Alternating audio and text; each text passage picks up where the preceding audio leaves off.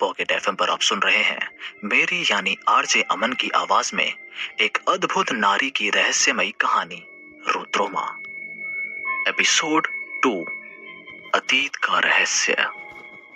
पहले भाग में आपने पढ़ा कि रुद्रोमा जो बहुत ही रूपवती कन्या है, उसके पिता मुखर्जी बाबू उससे बहुत प्यार करते हैं। उनका कोलकाता शहर में बड़ा रुतबा है, परंतु उसकी सौतेली माँ और बहन उसे हमेशा परेशान करते हैं। एक दिन उसकी सौतेली माँ उसके पिता को बोलती हैं कि वो सपने में मंत्र बड़बड़ाती है, वो एक पिशाच है। उसके पिता नहीं मानते और एक दिन रुद्रोमा के सम्मान पर बहुत बड़ी मुसीबत आ पड़ती है। उसे बचाने के लिए उसके पिता भागते हैं, पर जो वो देखते हैं उससे स्तब्ध रह जाते हैं। पूरी कहानी जानने के लिए रुद्रोमा का पहला भाग आप मेरी प्रोफाइल में जाकर सुन सकते हैं। अब आगे। रुद्रोमा के पिता जब पब के ऊपर के कमरे में जाके रुद्रोमा को देखते हैं कि पूरे कमरे में राजन के कपड़े तितर बितर पड़े हैं और रुद्रोमा बिस्तर पे एक जंगली जानवर की तरह उसका खून पी रही है, मुखर्जी बाबू अपना होश नहीं संभाल पाते। उनकी हालत ऐसी हो जाती है कि काटो तो खून नहीं। उन्हें चक्कर आने वाला होता है कि पीछे खड़ी पौलमी उन्हें पकड़ लेती है। वो बाबा को संभाल नहीं पाती, जोर से चिल्लाती है, बाबा।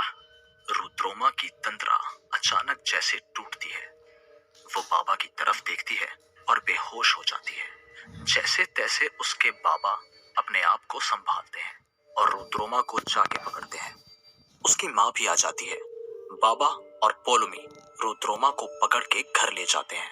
अब में सभी सोचते हैं कि लड़की ने ज्यादा शराब पी ली है, इसलिए कोई उन लोगों को टोकता भी नहीं है। दूसरे दिन रुद्रोमा के पिता को पूरी रात नींद नहीं आई। कल की घटना से उन्हें कोई पुरानी बात याद आ जाती है, जिसे आज तक वो सच नहीं मानते थे। वो पूरी रात रुद्रोमा के कमरे में बैठकर बिता देते हैं। रुद्रोमा बेहोशी की नींद सो रही होती है, पर मुखर्जी बाबू को कोई बात अंदर से खाए जा रही है। अचानक श्रीमती मुखर्जी आके उनको बुलाती है। सुनते हो जी, अब पुलिस आई है, अब क्या होगा? मुखर्जी बाबू श्रीमती जी को डांट के चुप कराते हैं और दोनों की आवाज सुन के रुद्रोमा जाग जाती है। मुखर्जी बाबू उसकी माँ को रुद्रोमा को संभालने को बोलकर पुलिस से मिलने जाते हैं। हेलो इंस्पेक्टर बागची, की होलो, आज हमारे घर की तरफ कैसे आना हुआ? हेलो सर, पास के पब में एक खून हो गया है। सुना है आपकी बेटियां भी कल रात वहीं पार्टी करने गई थी, क्या ये सच है? मुखर्जी बाबू थोड़ा सा सोच के, हाँ बागची बाबू, बच्ची के सहेली का कल जन्मदिन था। आप तो जानते ही हैं आजकल के बच्चे। इंस्पेक्टर बागची, जी अच्छा सर, बच्चियों को जरा बुला दीजिए, कुछ पूछताछ करनी है। मुखर्जी बाबू पौलमी को बुलाते हैं। पौलमी से पूछताछ करके इंस्पेक्टर रुद्रोमा को भी बुलाते हैं। रुद्रोमा से वो जो कुछ भी पूछते हैं उसे कुछ भी याद नहीं होता है। तभी मुखर्जी बाबू वहां आके पूछते हैं, बागची बाबू पूछताछ हो गई हो तो कुछ जलपान हो जाए? अरे नहीं मुखर्जी सर, बहुत परेशान है आजकल। बहुत ही अजीब केस है, ऐसा मर्डर आज तक नहीं देखा। किसी जानवर का काम लगता है, लेकिन शहर के बीचों बीच जानवर, शरीर में एक बूंद खून नहीं और पूरे कमरे में कोई भी सबूत ना गवाह। कुछ समझ नहीं आता, क्या हुआ क्या था वहां? अच्छा सर, अब चलता हूँ, फिर मिलेंगे, नमस्कार। उनके जाते ही मुखर्जी बाबू सबको नाश्ता करने को बोल के खुद बगीचे में बैठ जाते हैं। वो किसी से भी बात नहीं करते हैं। रुद्रोमा उसके बाबा के पास आके बैठ जाती है और पूछती है, क्या हुआ बाबा, सब इतने परेशान क्यों हैं? कोई कुछ कह नहीं रहा, और ये इंस्पेक्टर अंकल क्या पूछ रहे थे? मुझे कल रात का कुछ याद क्यों नहीं है? अरे बाबा, बाबा मैं कब से इतना कुछ कह रही हूँ, आप कुछ सुन ही नहीं रहे हो। अचानक बाबा की तंद्रा टूटती है। अरे बेटा, अब कैसी तबीयत है तुम्हारी? अरे बाबा मैं क्या पूछ रही हूँ, अब क्या कह रहे हो? क्या बात है बाबा, आप इतने परेशान क्यों हो? पर मुखर्जी बाबू बार बार टालने की कोशिश करते हैं। रुद्रोमा एकटक बाबा को देखती है। उसके बाबा इस बार झेप जाते हैं। वो बोलते हैं, तो सुन, मैं कल रात के लिए परेशान नहीं हूं, उससे ज्यादा कुछ और है जो मुझे परेशान करता है। तो और क्या बात है बाबा? रुद्रोमा ने जोर देकर पूछा।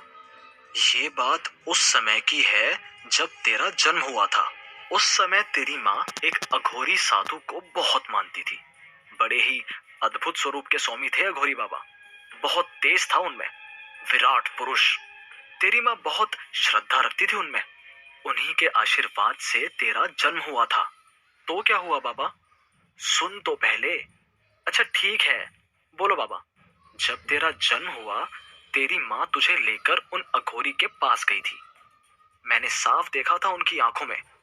तुझे देखते ही उन अघोरी बाबा ने कहा कि बहुत तेज है तेरी पुत्री में ज्योतिका। विचित्र नक्षत्र में जन्म हुआ है इसका। इसके हाथों बहुत बड़ा काम होना है, परंतु क्या प्रभु? समझ नहीं आता कैसे कहूं। तो सुन, जब ये कन्या 20 वर्ष की हो जाएगी तो अकाल पापी शक्तियां इसका बहुत बड़ा अनिष्ट करेंगी। उस समय क्या प्रभु? क्या अनिष्ट होगा मेरी बेटी को? बताइए ना प्रभु। इसका मस्तिष्क छिन्न हो जाएगा।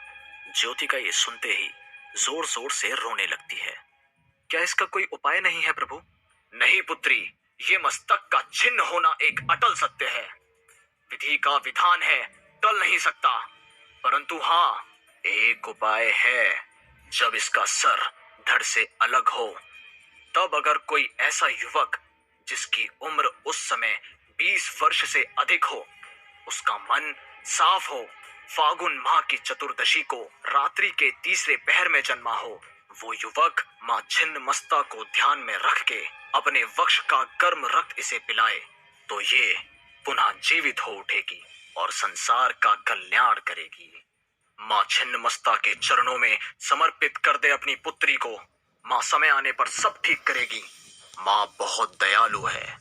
परंतु प्रभु, अगर इतना विशिष्ट युवक हमें ना मिला तो फिर अनर्थ हो जाएगा पुत्री ज्योतिका।